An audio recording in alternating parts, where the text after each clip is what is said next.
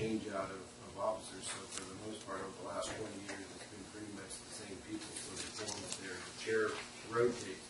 And your disclosure requirements that you file by April 1st of each year is for your activity for the previous year. So in other words, you weren't on this last year, so there wouldn't be somebody that's geological. So probably next year you may be required to have that if indeed council finds out. And he can ascertain that by talking directly to the people in Sacramento who would probably give you the advice on terms of the FPPC. What would this be a required disclosure or not? Yes, sir. I would ask that be vetted out. We not rely upon people pulling out of their hip pockets. So. Okay, we need more discussion by the board. Mrs. Benson, I'm Mr. McKinney. You guys have both already spoke on this. But I just want to be helpful. To say one thing, and that is you have to keep minutes of the meeting. You have to do annual minutes like we do in private sector of annually open at all times for the Secretary of State. You keep minutes on an annual basis. And that's for staff to do now. Yeah, there are minutes of the meetings. Annually, too? Okay. Mr. Egan has been treasurer for many years and has never reported this corporation, nor has the auditor or the two things that are. I don't know that that's correct.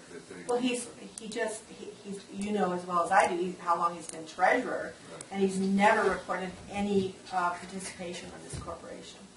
Ever. That's why the question was asked. I don't think there's any to disclose to ascertain whether that is right. And if it's listed by title only, it's whoever carried that title that particular year. But he didn't change. Okay, thank you. The council's going to research that for us. Yes. We now ask again for a motion. I would move approval of the G1. We have a second.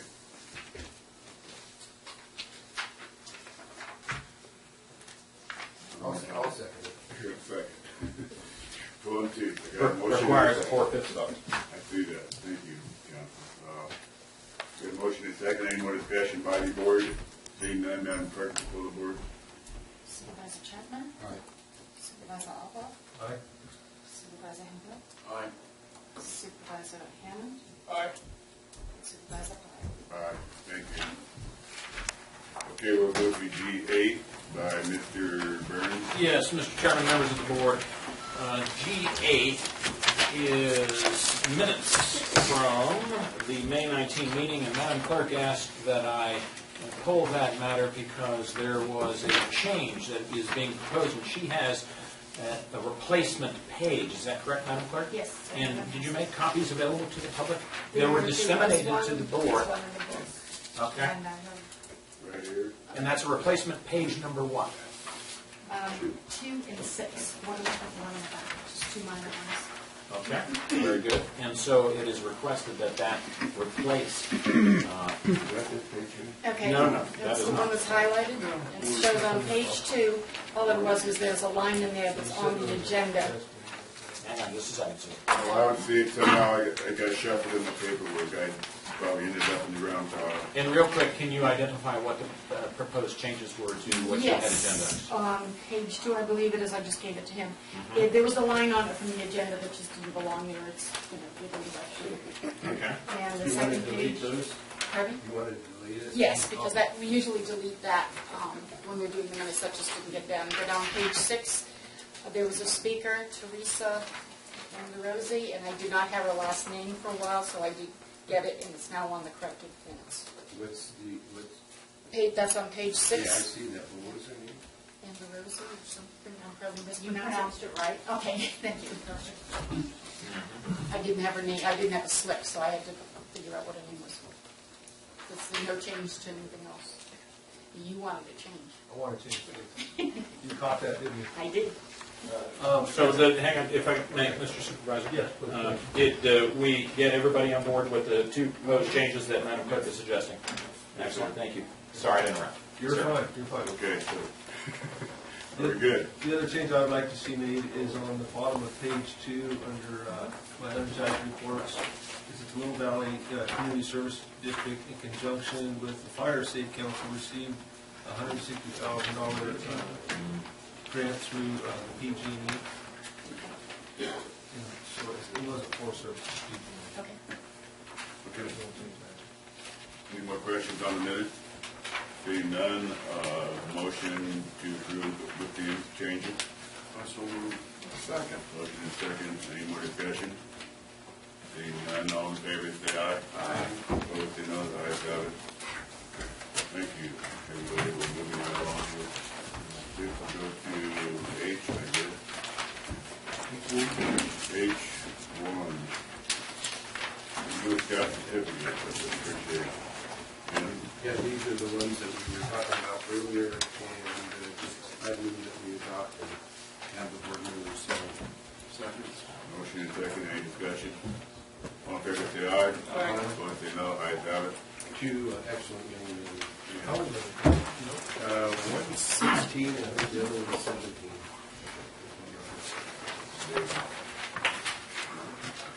We got one out of that yet. Okay, we go to H2. Administrative Services, Richard. All right. We have a couple of improvement districts. Item H2 and 3 are very similar. These districts were formed back in 93 and 95 for the purpose of bringing electricity to parts of District 5. Can I suggest that we turn off the lights? Because Light candles. they were actually approved, the power went out and they actually got approved during the power outage with kerosene lamps and May I, Mr. Chairman, if I may? You called H2, but H3 is essentially the similar item with similar requested action. May I ask that you call that item as well and we deal with them concurrently? Okay, let's deal with H2 and H3. Thank Okay. So these districts were formed for that purpose. And as your memo outlines, these properties in the Moon Valley area historically had high delinquency rates, and many were sold at tax sales over the years, recouping penalties associated with that special assessment that was placed on there. Those funds have accumulated, and the debt has now been all retired on those assessment districts. It's time now to take the money that's left over and transfer it to the general fund is our recommendation. I met with both the auditor, the treasurer, and Mr. Shaw's done a lot of work on this project, and this kind of cleans up those districts and finalize them. So if it's outlined in much more detail in the memo. If you have any questions, I'm happy to entertain them or auditor, treasurer, Mr. Shaw. Tony? Mr. Chair, members of the board, State your name. Tony Shaw, Deputy County Administrative Officer. There is two additions, one each, one for H2 and one for H3 on page 4 of the resolution. The first, whereas. Page 3 or page 4? Page 4, for H2, page 4 of 5.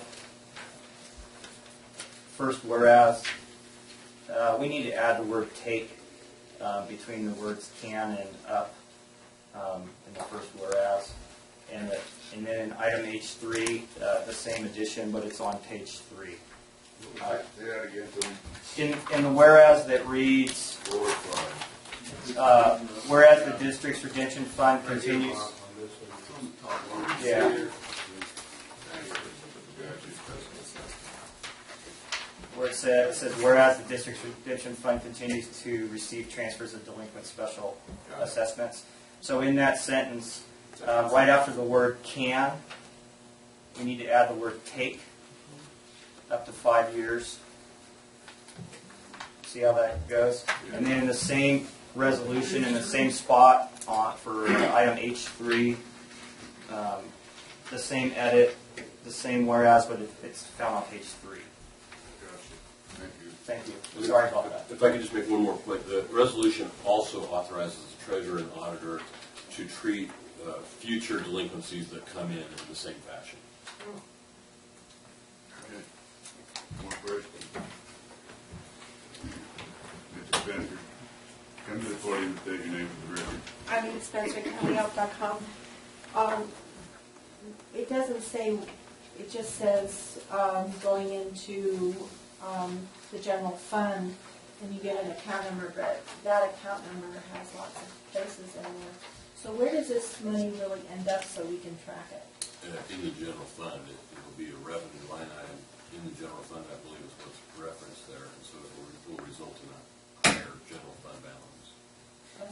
So we just it just melds into the money, so we can't track what you do with it. It gets put in the general fund, like all the other dollars that are put in the general fund.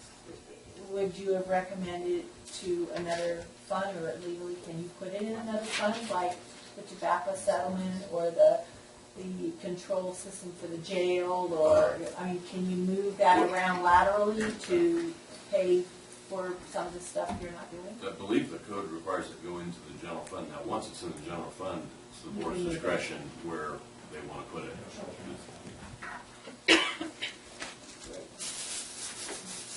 Any other questions? Seeing none, with the pleasure of the board. One question. There's about how much more delinquent monies are out there? I mean, can you have any idea, or is it pretty much get it all wrapped up? It's not much. Tony Shaw, Deputy County Administrative Officer. It's actually in the resolution. There's an as-of balance in District 93-1. The balance is approximately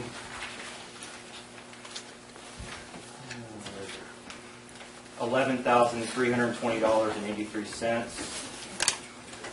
Or no, I'm sorry, that's 95. That's the 95-1 balance. The 93-1 balance is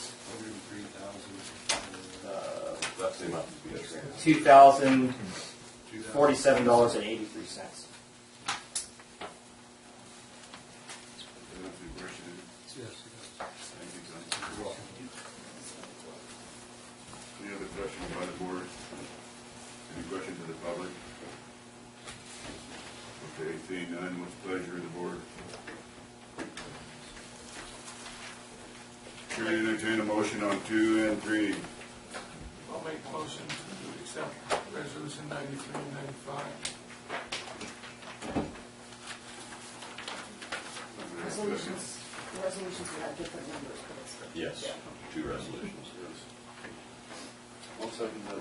Motion and a second. Any more discussion? All in favor of passing the 2 resolutions, page 2 and 3? Say aye. Aye. Aye. Opposed, say no. Ayes have it. Thank you. 1, 2, 4, County Council. Mr. Chairman, members of the board, H4 is an item that refers to this board's rules of procedure and the manner in which it conducts its meetings. I was invited to consider agendizing this, or to agendize this, and promote some discussion regarding whether or not this board wants to amend or not its rules related to the manner in which it conducts its meetings, of course, within the bounds of the law. And so, in anticipation of this, and this is something that had been on my radar for some period of time, we staffed this issue with senior administrative staff of the county, but then also at department head meetings. I think everyone knows that it's not their meeting of those folks that it was staffed amongst. They're very aware of that. Yes, there were some common issues that were identified. Again, please don't shoot the messenger. I'm not saying that by the listing of these items that I subscribe to any particular one of the 10 or all of them. And so these were the items that were identified when multiple individuals addressed a common issue. And so I guess the question here today is I'm looking for some direction from the board on whether or not it wants to amend its rules of procedure related to how it conducts this very meeting or these very meetings. Some of these issues are provocative. Some of these issues relate to public comment, interaction with the public, or could be perceived as limiting that if you went a particular direction or not. And so the question is, there are 10, but let's take the easy one first, at least in my view, the easy one, and that's number 10, the integration of a video recording system. I think that we've implemented the Granicus system here in the county through the clerk's office, and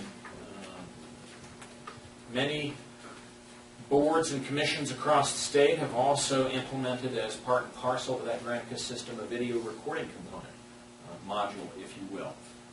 That's available through the Granicus system, where the meetings are video recorded and are available for all to view through the official county clerk of the board website. And there was a question about whether or not we wanted to go that direction or not, whether you wanted to go that direction or not. In anticipation of that, and this just came to me this morning, and copies were passed out to you all. There's 2 extra copies here. Would you like one? There you are. This is my only one left, so if we have others, folks that would like them, I'm going to have to burn some copies. I'm happy to do it. This is an assessment, if you will, by the County Clerk Recorder's Office about adding video to Granicus, and estimated cost is $18,578, and I've not had a chance to vet this in its entirety, so I don't know how much of these are one-time costs and how many are recurring. Looks like there's at least a $500 a month recurring cost per year, or excuse me, per month, for a total of about $6,000 a year recurring costs. But it looks like there are a number of one-time costs in there as well. This was prepared at my request, and again, this just came to me this morning. So there is a cost associated with it, but it does provide a greater level of transparency. And I guess the question is, at least in principle, would this board be interested in going further with a more detailed discussion about video conferencing? I guess that's my preliminary question. I think that could probably be an agenda item all of its own.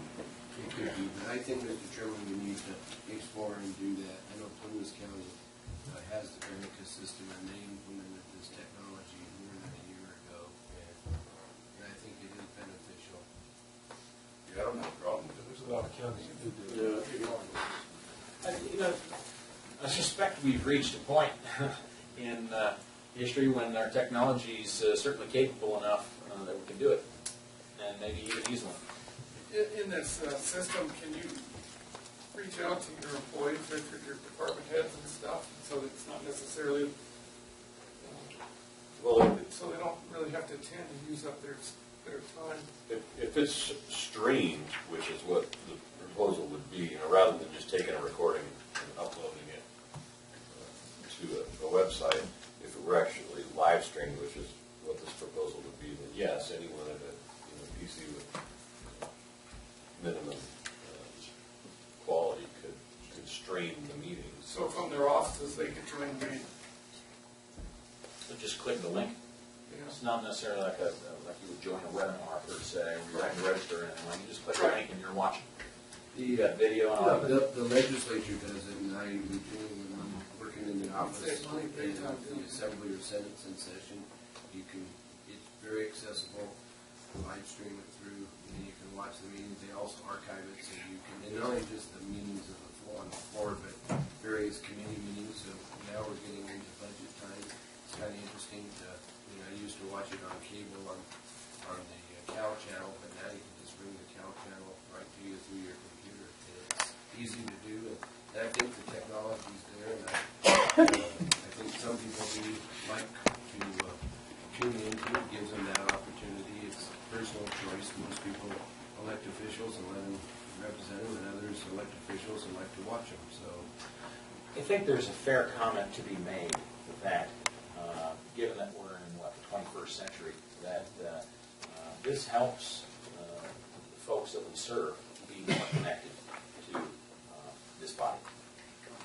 No, something like this, we use Julie Bustamante as the example on this. Say there was a question for Julie, and Julie's listening, can she get on her computer right then and just get an immediate response back, or if we had a question for her? No, not by virtue of this system.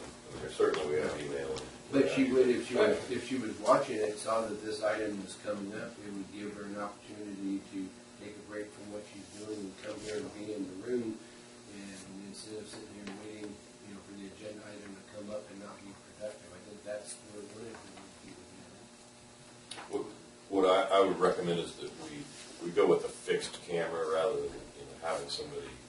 That's what most Behind bodies that. do. They generally have two cameras. They have one in the back of the room that, focuses on the front side, and then they have another one on the front of the room that focuses on wherever the speaker is. I think the concept is that it would be a streaming video and or live for those that want to access it, but then also it is recorded, archived, and available immediately on the clerk of the board webpage. The assembly's meeting right now this morning. I won't be at noon because this is the reconvening after the holiday, but you're not watching it at noon. You don't get to watch it till 5 o'clock. You can go back and watch it at 5. So, if I'm hearing right from the board, what I would propose to do on at least this issue is to perhaps explore more with the clerk of the board the cost options and what exactly we're going to need to get through this process, and come back to the board at the appropriate time with either an amended agreement with Granicus or the like, or whatever. Well, it's a budgetary thing. My suggestion is that as the budget is being prepared for next fiscal year, that maybe we look at incorporating some funding to allow us to implement this, is what I think would be the initial direction we do it. And I would suggest, Mr. Chairman, I think we have several other items on this list that need to and should be explored. The original rules of procedure for the board, which were established back in 1978, we probably have gone through about 4 or 5 updates and expansions and clarifications and so forth. We've actually had 2 or 3 amendments here in the last 10 years, and several of these options on here I think need to be explored, and I would suggest maybe what we do is schedule a workshop, and in that kind of a format where we could have a give and take discussion and go into the existing document and see where, kind of like what you did with the marijuana ordinance, where we kind of basically mold a new document based upon the consensus reached by those who participated. It would be not only from the board, but from the department heads and from the public alike. I would welcome that. Yeah, I think that would be a good exercise, and particularly since we have some new board members, give them a chance to really meld as one with the procedures rather than trying to figure out what the rules are, and that's always hard when you enter the game. So do you want to do that rather than continue on with this? Yeah, I think, this is a good discussion that's been brought forward, but I don't think we're going to get to come to any finite outcome in terms of amendment. I think that's all these are, and there may be other items that will come up in the course of examining the document. Do we really need this, or maybe we should expand and add more to a particular section that's not even on this list, but I think that would come out of a workshop format. I would say that I feel like I've succeeded already in the sense that I precipitated a conversation with the board, introduced a taste of what we have, what we've had in the past, but I agree with Mr. Supervisor Chapman that this is something that involves quite a bit of discussion from many people affected, and this is really the essence of how we interact with the public. Yeah, it is. It's important. It is not a static document. I think it's subject to evolution and change. Yes. I realize that probably is a explanatory word to use, evolution. So I am. We could certainly agendize it for maybe an afternoon study session. Are there any other items in addition to the 10 that the board would like us to research further? One that comes to mind to me is perhaps the use of a timer. You see that in a lot of meetings, and I think that could be an interesting debate. Reddit gave one to the board, but no one knows how to work it. Well, that was on my list, but I figured I was drawing enough lightning with this list in the first place, so. The other thing that might be, as part of this area, and I think it integrates in, is, it gets into the areas of like conflicts of interest, the transparency, the reporting requirements, and how the 700 forms interact in terms of when you disqualify yourself, and how that impacts the flow. What happens when you have a loss of a form, when you have 3 or 4 and the board member is now disqualified on an issue, and there are procedures in the government code for how you can reconstitute the board even if there are conflicts. Like we had on the minutes issue earlier in the year? Yeah, I think that would be one that would be, only the nice thing on here that would be an area that could be strengthened. And that was something I think the last big revision we did about 4 or 5 years ago, trying to get into that. The rule of necessity. The rule of necessity, yeah. Thank you. And one additional is we kind of used as a basis for parliamentary procedure Robert's Rules of Order, which has been kind of the gold standard.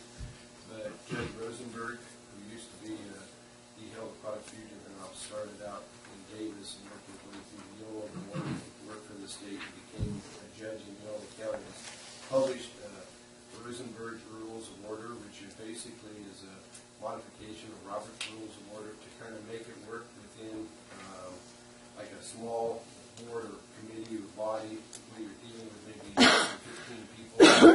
Robert's Rules of Order is designed for big conventions where they're actually dealing with upwards to thousands in attendance, like the Republican National Convention. And I know Melody has, with the Health and Social Services and LAFCO conference, Cal LAFCO and some others, we've actually had Rosenberg present that, and I think it makes for a more efficient management rather than trying to interpret the complexities of Robert's Rules of Order. He's already done that for you for the parts that pertain to you. So I think it'd be good if we could have maybe some time to talk about Rosenberg's Rules of Order and how it relates to us versus Robert's Rules of Order. Okay,